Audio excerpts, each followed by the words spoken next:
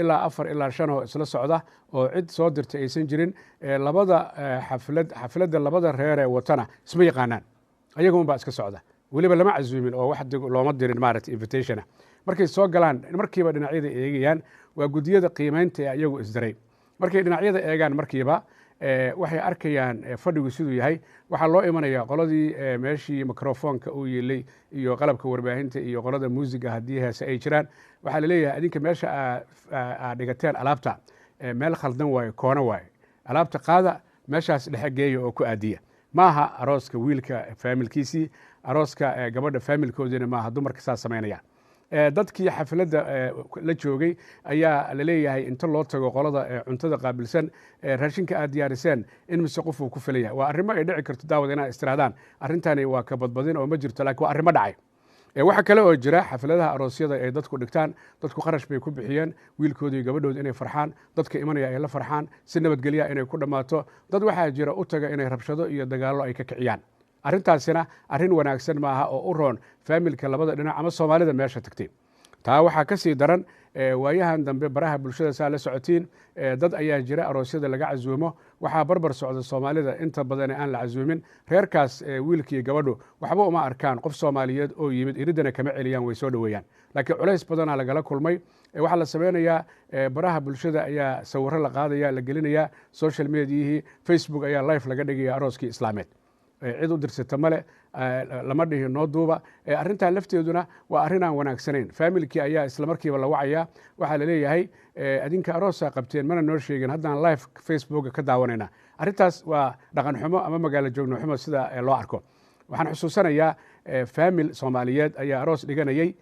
kadibna waxay sameeyeen faamili waxaa jira ku shaqaysta in ay jaakadaha iyo teleefanada iyo dadka ay ka reebaan irdaha marka la joogo lambar baa qofka la siinaya lambarna waxaa lagu dhejinaya jaakada lambar baa la siinaya lambarna waxaa lagu dhejinaya telefoonka waxaa laga wadaa in qof teleefon wataa uusan xafladda gelin si looga hortago arrimaha iminka aan ka hadlayo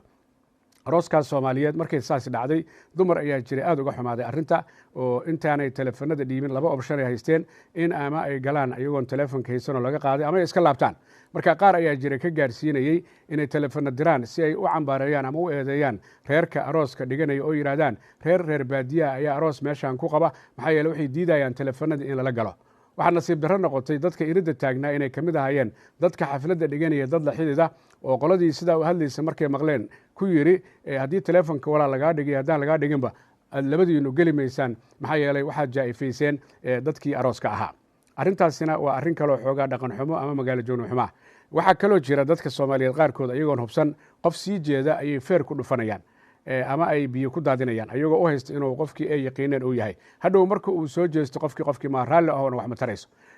iyadoo aysan halkan lagu soo koobi karin faamil ayaa faamil casuumayaan ama iyagoo waddanka imanaya waxay leeyihiin gurigeenna kusoo dega 2 toddobaad ayay la joogayaan waddan kale ka yimaadeen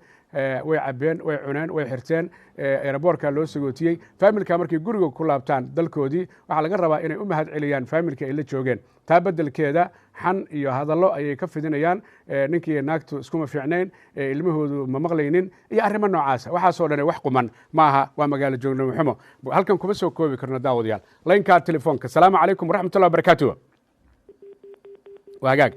daawada meel kastoo aad joogtid arrimahan aan ka hadlayo haddii ay kula soo gudboonaadeen nala wadaag ama haddii aad maqashay nala wadaag oo fikirkaaga ka dhiibo siday soomaalidu ku toosi karto ee ku hagaagi karto dadkeenna baabuurta wata ama jidadka lugeynaya caagaga tekaweyga ku qaata shaaha ama kafeega ama kobajiinka marka uu ka dhammaado meelo loogu talagalay ayaa jira in lagu rido annaga haddaan soomaali nahay inta badan kuma ridno waa tuurnaa arrintaasuna ma qumana maxaa yeele tuuridda aad tuuraysid waxay keenaysaa in liis aad geshid khaldan oo ah inaadan bulshada u fiicnayn lacag 80 geniyana in lagu khasiro haddii aad joogtid waddankan haddii kale waddanka aad joogtid lacagtiisa sababtoo ah nidaam ayaa la sameeyey iyo qaab soomaalidu marka isla weyne ayaa xoogaa ku jirta laakiin dadka qaar waxay yidhaahdaan qofkaasi ma aanu garan weynin laakiin waa jikaaraya marka ma fiicna dadka tagaasida wada dadka baabuurta wata iyo dadka lugeynayaba waxaa la rabaa ummadda waxay qabto inaad la qabtaan laynka telefoonka asalaamu calaykum waraxmatullahi wabarakaatu وعليكم السلام ورحمة الله وبركاته عقب ديقة وقتلام aad iyo aad mid lamidaan kuu soo gudbinaya magacaaga halkaad joogta walaalo وسمسم محمد حسن وشوكت نيروبي كينيا aad baan kuu samsam ka waran barnaamijkan magaalo joogno xumada iyo nairobi